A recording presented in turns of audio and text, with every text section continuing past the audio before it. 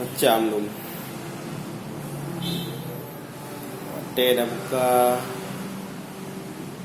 Facebook, dia dah buka YouTube. Nyana aju tu. Kalui tu. Alah apa.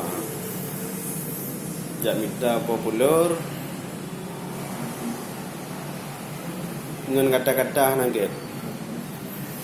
Bro dah tham.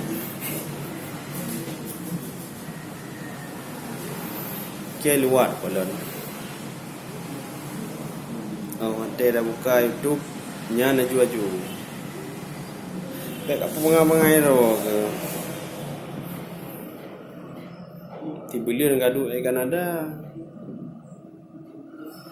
Kayak apa haba mengai nan. Ke ule ke. Oh, no la vừa. Baik cang panah này dua. Yang kali ka posting ka dengan ulama lake tobat lake muah tobat lake muah ba mudi lake muah ba Bandung ulama lake muah ba murid-murid menung murid-murid abu karena idrona kan yakun ke abu dan ke murid-murid menung dan ulama-ulama nyala kemah begal sabuh video untuk klarifikasi permohonan maaf. Jadi baik lupa yang le. Baik lupa yang le. Baik putu dia video la elom tu nak la elom tu. Hujah ponyo. Putu biar sabuh tu video la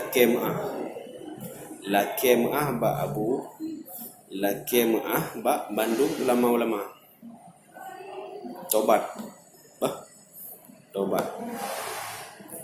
Allah Maha penerima taubat, Allah Maha pengampun.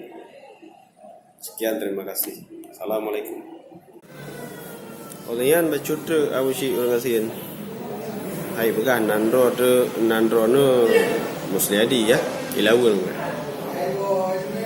Island totong ron le badang di Cina. Pilihan Android ro. Dan duri karena lu kalau baik itu. Jadi hotel yang dengar drone begah lau jadi Malay tak kamu. Jak ngaku draw PD tapi Malay tak kamu. Angka ni PD hana lagi kan.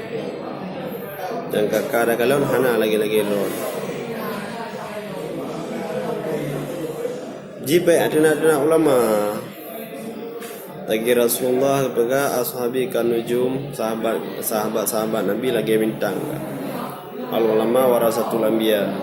Ulamanya pewari Nabi. So menteng yang kun ulama maka tayo dah kun ke Nabi. So yang tak caci Nabi berarti tayo tak caci Allah Taala. Wan naru aulabi neraka jahanam yang layak bagi orang lagi. Maka mulai jino yang kalian postingnya ni apa sudah? Lah, ni apa sudah? Baik pegang lani ya. Dengar lian nak cocok tengok pandai urung-urungnya. Pujiat lagi kan. Tobat ke dia bah? Tobat ke dia. Baik dia lagi kan. Bismillahirrahmanirrahim. Wau no jaje kopi ro de. Apa dak dengar ulama nam pencapai. Anak lagi kan. Kajinya mendang bah. Assalamualaikum warahmatullahi wabarakatuh.